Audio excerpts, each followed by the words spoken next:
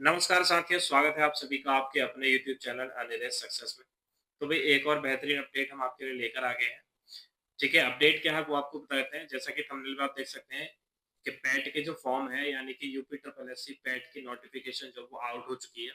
ठीक है, ये वीडियो आने में थोड़ा डिले हो गया। ठीक है, थोड़ा-सा हम बिज़ी चल रहे थे किसी शेड्यूल्स को लेके। तो चलिए कोई नहीं, अब आके आपको सारा अपडेट हम आपको बता देते हैं एग्ज़ैक्टली क्या-क्या इसके अंदर आया है और क्या-क्या अपडेट्स हैं। सबसे पहले नोटिफिकेशन आउट हो चुका है जो मैंने आपको बता दिया। इसमें इस वीडियो के अंदर हम क्या-क्या डिस्कस करने वाले हैं, फॉर्म की डेट कब से स्टार्ट हुई है, इसमें एज क्राइटेरिया क्या रखा गया है, क्वालिफिकेशंस के बारे में बात करेंगे, सिलेबस का डिस्कशन हम डिटेल्स में करेंगे डिस्कशन। ठीक है, एग्जाम का क्या पैटर्न रहेगा और नेगेटिव मार्किंग है नहीं, सिलेक्शन का क्या प्रोसेस रहेगा, ये सभी चीजें हम डिस्कस करने वाले हैं। कुछ चीजें छूट जाएंगी तो वो आप हमें कमेंट बॉक्स में बताइएगा। ठीक है, सो दैट हम उसको कमेंट में कर सके रिजॉल्व। ठीक है, तो चलिए देर ना करते हुए स्टार्ट करते हैं वीडियो को। तो सबसे पहले बात करेंगे हम फॉर्म्स की। ठीक है, फॉर्म्स की अगर हम बात करें तो ये स्टार्ट कब से हुआ है, इसका जो विज्ञापन है ये आप देख सकते हैं यहाँ पे। इसका जो विज्ञापन है वो 1 तारीख को आ चुका था और फॉर्म जो स्टार्ट हुए हैं वो 3 अगस्त से स्टार्ट हो चुके हैं। ठीक है, इसके अलावा बात करें अंतिम तिथि की, हम यहाँ पे अंतिम तिथि जो रखी गई है वो 1 सितंबर की रखी गई है, यानी कि आपको पूरे 30 डेज दिए गए हैं। ठीक है, इसके अलावा हम बात कर लेते हैं, इसका विज्ञापन संख्या भी याद रखिएगा। ठीक है, 16 है जो कि इसका विज्ञापन है। ठीक है, और शुल्क की जो अंतिम डेट रखी गई है, अगर फॉर्म जैसे फिल कर लेते हैं और आपका जो शुल्क भरने के लिए रह जाता है, शुल्क जमा करने के लिए, तो वो आप 8 तारीख तक कर सकते हैं। 8 कौन सी, सितंबर तक। चलिए अब आगे चलते हैं। सबसे पहले बात करेंगे ऑनलाइन आवेदन प्रक्रिया की, किस तरह से आप फॉर्म को फिल कर सकते हैं। सबसे पहले कैंडिडेट्स को ये अवेयर होना चाहिए कि किस तरह से फॉर्म को फिल करना है। ठीक है, सबसे पहले ओटीआर है, उसके बाद आप प्रमाणीकरण पे आएंगे। ठीक है, इसके अंदर क्या करेंगे आप, अपने आप को अपने जो नंबर्स हैं, अपनी जो डिटेल्स है वो उसका आप सत्यापन करना होगा, जो मैंने यहाँ लिख भी दिया है कि मोबाइल नंबर, ईमेल आईडी, ठीक है, और आधार का सत्यापन के द्वारा आपका क्या होगा, प्रमाणीकरण कंप्लीट होगा।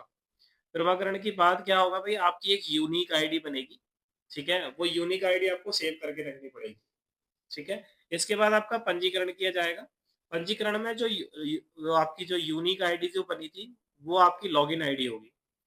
ठीक है, इसके अलावा और आपसे क्या डिटेल्स मांगी जाएंगी इस पंजीकरण में, इस पंजीकरण में आपसे व्यक्तिगत यानी कि आपकी पर्सनल इंफॉर्मेशन, शैक्षिक यानी कि आपकी क्वालिफिकेशंस, और जो अन्य इंपोर्टेंट इंफॉर्मेशन है वो आपसे ली जाएगी। ठीक है, इसके अलावा बात करेंगे आप शुल्क की, यानी कि कितना अमाउंट आपसे लिया जाएगा वो हम आगे डिस्कस करेंगे। ठीक है, पंजीकरण के बाद आपका शुल्क का भुगतान आपको करना होगा, जो कि आप इसके थ्रू कर सकते हैं, यानी कि डेबिट कार्ड, क्रेडिट कार्ड, इन सब के द्वारा कर सकते हैं। ठीक है, और ये जो नगद है उसका कोई भुगतान नहीं होगा, ऑनलाइन ही पेमेंट करनी होगी। उसके बाद आप प्रिंट आउट निकाल के उसको सेव रखिएगा, सो दैट आगे आपका जो भी सिलेक्शन होता है या जो भी आपका क्वालिफाइंग होता है इसमें पे, तो वो एलिजिबल उसमें होगा। ठीक है, अभी आगे चलते हैं। आगे जैसे मैंने अभी बताया कि शुल्क आपको देना होगा, यानी कि एक अमाउंट आपको एक फीस देनी होगी। वो फीस कितनी रहेगी, मैं हिंदी में क्यों लेकर आया चीजें, क्योंकि हमारा जो एग्जाम है वो बेसिकली हिंदी पे बेस्ड है। ठीक है, तो इसलिए हम हिंदी में डिटेल्स लेकर आए हैं ज्यादा से ज्यादा। ठीक है, आवेदन यानी कि फीस की हम बात कर रहे हैं। तो सबसे पहले यूआर यानी कि जनरल कैटेगरी के लिए फीस कितनी रखी गई है, 185 रुपीज। ठीक है, इसके बाद बात करेंगे ओबीसी। ठीक है, अन्य पिछड़ा वर्ग ओबीसी, उसके लिए जो फीस रखी गई है वो रखी गई है 185 रुपीज। अनुसूचित जाति यानी कि एससी की अगर हम बात कर लें तो फीस रखी गई है 95। एसटी की बात करें अगर हम, एसटी एसटी की फीस रखी गई है 95। दिव्यांगजन हेतु, ठीक है, यानी कि फिजिकल एबिलिटी वाले जो होते हैं उनके लिए कितनी रखी गई है फीस, 25 रुपीज, 25 रुपए। ठीक है, इतना समझ में आ गया। इसके अलावा यहाँ पे मैंने कुछ नीचे डिटेल्स लिखी है सबके ऊपर, सो दैट आपको क्लियरली समझ में आ गया। ऑनलाइन माध्यम से ही भुगतान करना होगा, जो मैंने आपको पहले भी बताया। शुल्क एक बार अगर आपने जमा कर लिया तो उसके बाद किसी भी स्थिति में वापस नहीं किया जाएगा। ठीक है, आगे चलते हैं अभी अब। शैक्षिक अर्हता यानी कि अब हम बात करेंगे क्वालिफिकेशन की, क्वालिफिकेशन। ठीक है, क्वालिफिकेशंस की बात करें तो इसमें क्या क्वालिफिकेशन मांगी गई है, यानी कि कौन कौन पेट का एग्जाम दे सकते हैं अपना।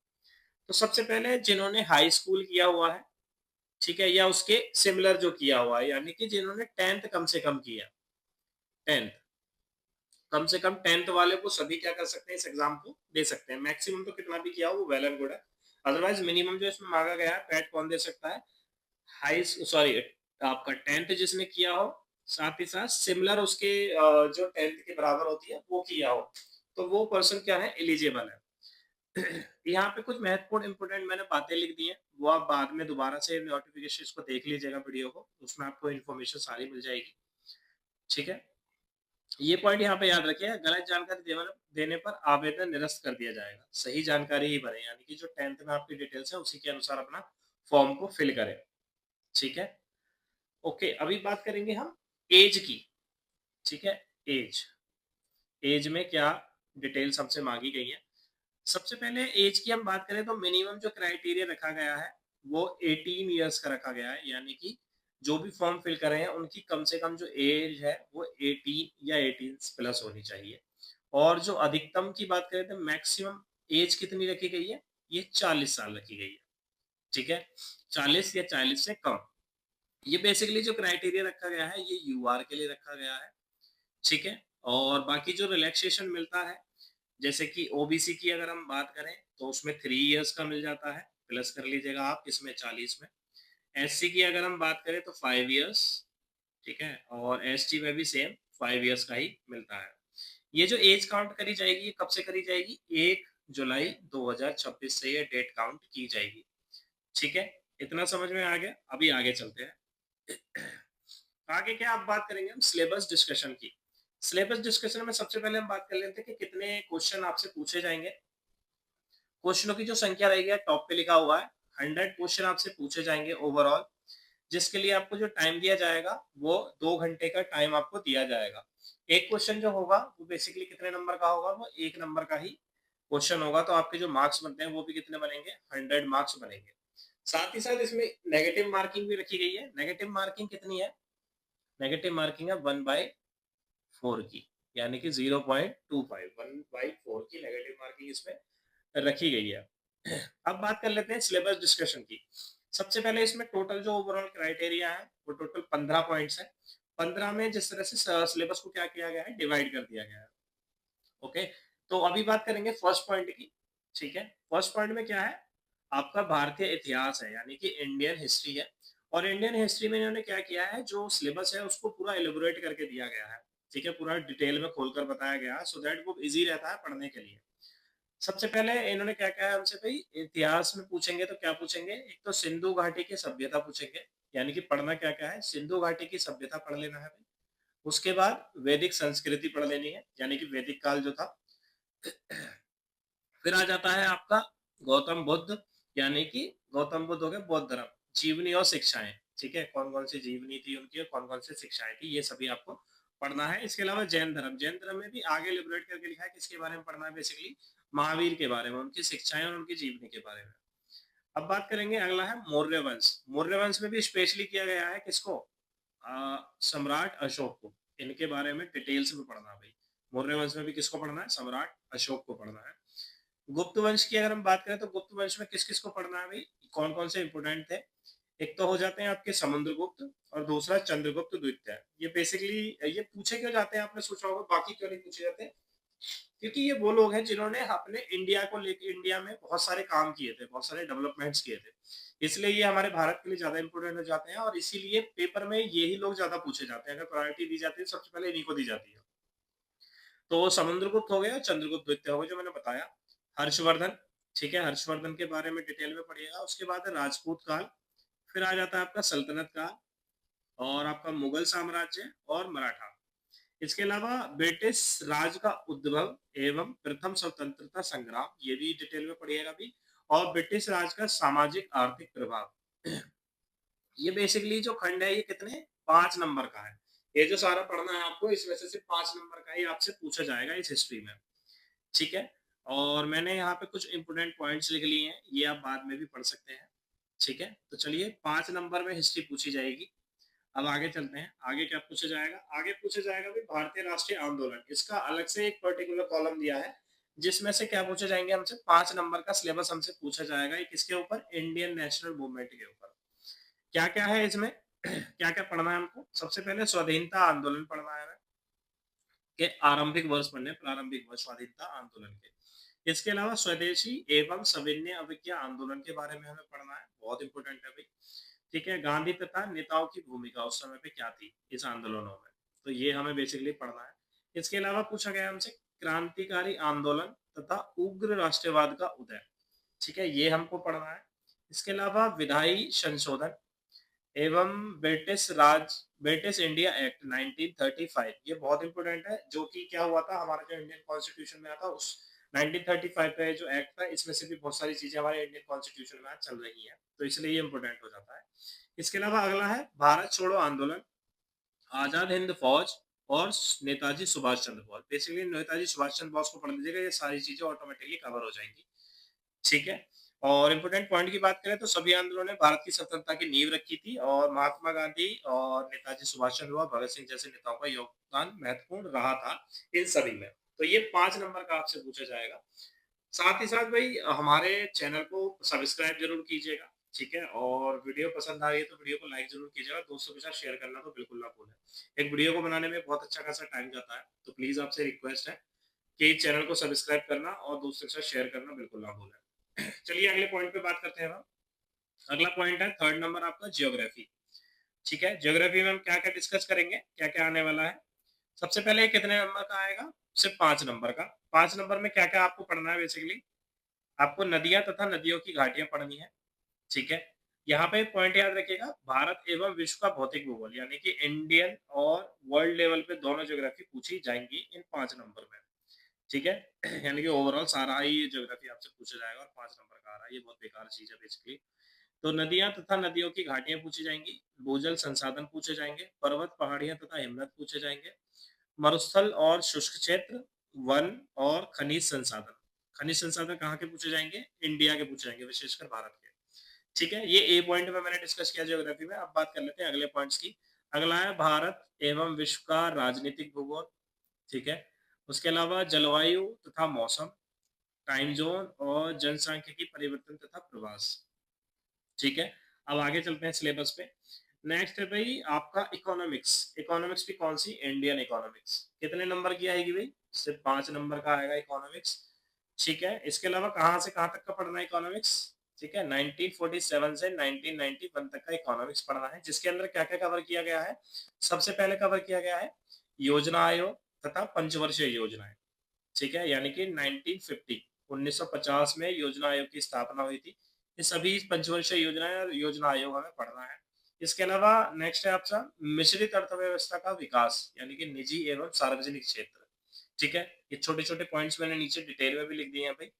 इसके अलावा हरित क्रांति के बारे में पढ़ लीजिएगा। 1960 के दशक में हरित क्रांति की शुरुआत हुई थी और खाद्यान्न उत्पादन में वृद्धि हुई थी, ठीक है, तो हरित क्रांति जरूर पढ़िएगा।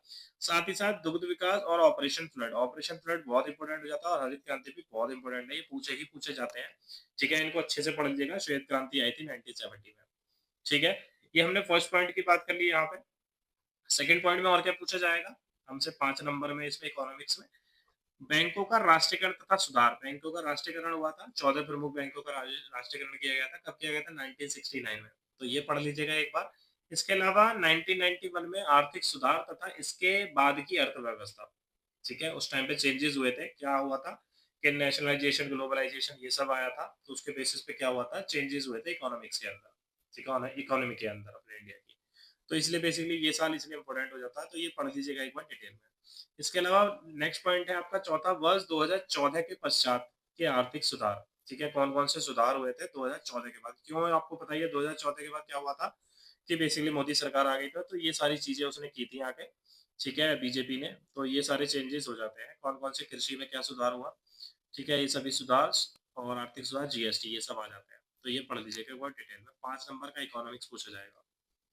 ओके, अब बात कर लेते हैं, नेक्स्ट है इंडियन पॉलिटी, ठीक है, या इंडियन कॉन्स्टिट्यूशन एवं लोक प्रशासन, भारतीय संविधान एवं लोक प्रशासन, पब्लिक एडमिनिस्ट्रेशन, ठीक है। तो बात कर लेते हैं डिटेल में थोड़ी सी, क्या क्या आएगा भारतीय संविधान में।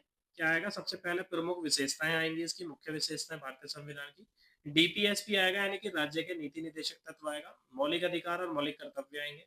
संघीय प्रणाली आएगा, संघीय प्रणाली, संघ एवं केंद्र शासित प्रदेश, केंद्र राज्य संबंध, ये सभी पूछा जाएगा। इसके अलावा अगर हम बात करें तो न्यायिक ढांचा संरचना, न्यायालय और उच्च न्यायालय, ये सभी आपसे पूछा जाएगा, ठीक है। नेक्स्ट पॉइंट है इसमें क्या, जिला प्रशासन भी पूछा जाएगा, ठीक है, जिले में किस-किस तरह का प्रशासन चलता है, स्थानीय निकाय एवं पंचायती राज संस्थाएँ, ये सभी पूछे जाएँगे। कितने नंबर का आएगा इंडियन पॉलिटी भी? 5 नंबर का आएगा। ठीक है, अब बात कर लेते हैं आपका जनरल साइंस। जनरल साइंस में बिल्कुल क्लियर आता है, 5 नंबर का आएगा सबसे पहली चीज़, ठीक है, जो कि बहुत बेकार चीज़ है क्योंकि जनरल साइंस में अपने आप में बहुत बड़ा सिलेबस होता है, क्योंकि इसके अंदर 3 चीज़ें आ जाती हैं, जो अपने आप में एक बहुत बड़ा सिलेबस रखती हैं। सबसे पहला आपका क्या आ जाती है? फिजिक्स आ जाती है, केमिस्ट्री आ जाती है और प्रारंभिक बायोलॉजी, ठीक है, ये तीनों ही तीनों आएंगी। ठीक है, तो 5 नंबर में आ रहा है सिर्फ, जो कि एक बहुत बड़ा टास्क हो जाता है। ठीक है, साथ ही साथ मैं बीच में आपको एक चीज़ और बताना चाहूँगा।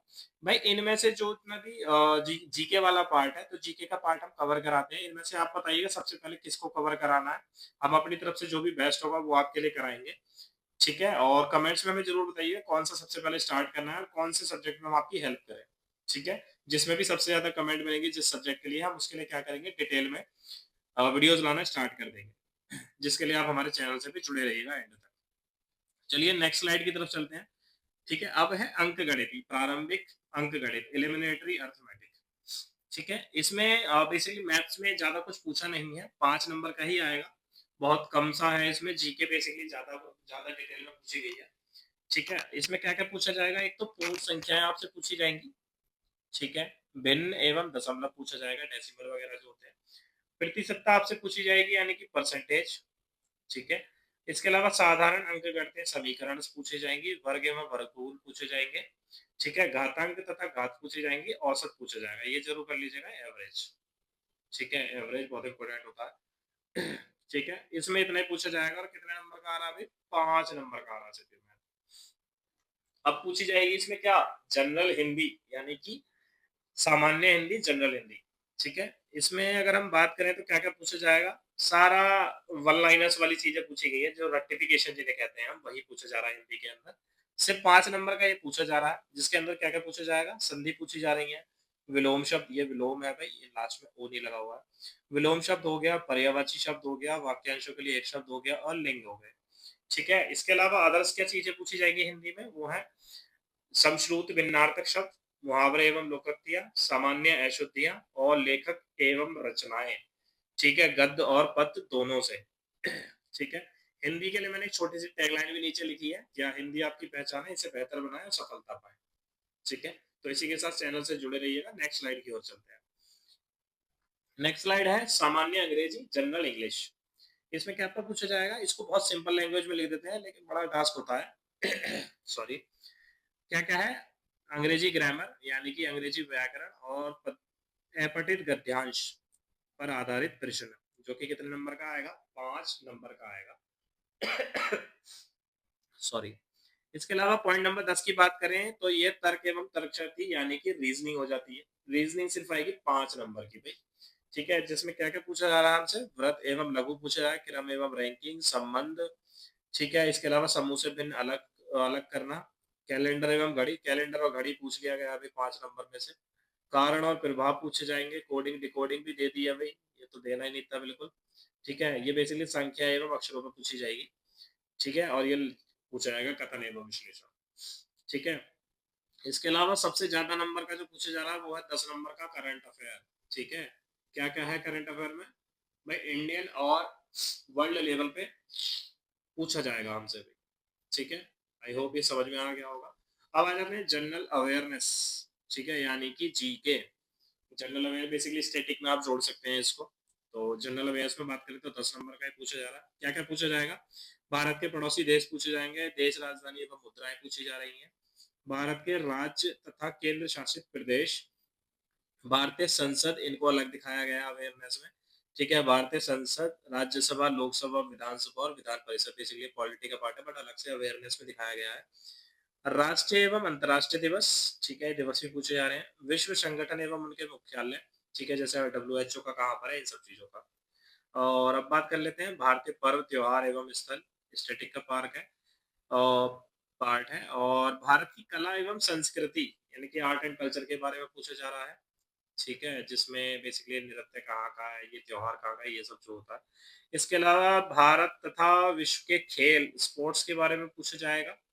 ठीक है? और भारतीय अनुसंधान संगठन, जैसे चावल का अनुसंधान संगठन कहाँ पर है, दाल का कहाँ पर है, इस तरह की चीज़ें। ठीक है? और प्रसिद्ध पुस्तकें और लेखक, ठीक है? राइटर्स हो गए, पुरस्कार एवं विजेता और जलवायु परिवर्तन तथा पर्यावरण। ये हो रहे हैं पॉइंट नंबर 12 में 10 नंबर का ये आएगा बेसिकली। इसमें भी हमने नीचे टैगलाइन रखी है, जागरूक बने, जानकारी बढ़ाएँ, सफलता की ओर कदम बढ़ाएँ। ठीक है? ये बेसिकली डेली बेसिस की चीज़ें पूछी हो आपसे गई हैं। इसके बाद बात कर लेते हैं पॉइंट नंबर 13 में क्या आने वाला है, ये लास्ट में मैंने लिख दिया है। अपठित गद्यांश आएगा, कौन-सा वाला? हिंदी वाला। अपठित हिंदी गद्यांश जो कि कितने? प्रत्येक के 5 क्वेश्चन होंगे और 10 अंकों का ये क्या होगा? ठीक है? 2 गद्यांश होंगे बेसिकली 5-5 नंबर के। तो 2 गद्यांश आएँगे तो 10 नंबर के हो जाते हैं। ठीक है? ग्राफ की व्याख्या एवं विश्लेषण 2 ग्राफ आएँगे भई।